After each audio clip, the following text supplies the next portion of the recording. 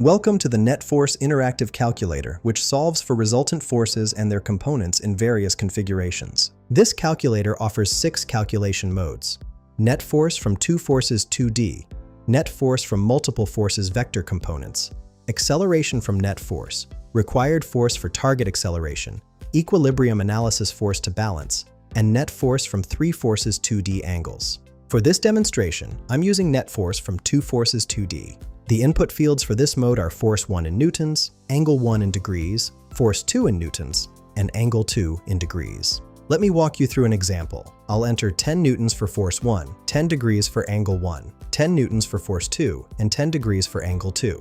After clicking Calculate, the results show a net force of 20,000 newtons at a direction of 10 degrees. The x component is 19.6962 newtons and the y component is 3.4730 newtons. These values represent the magnitude and direction of the combined force vector, along with its horizontal and vertical components, which are essential for engineering analysis. This tool streamlines force vector calculations for any engineering application.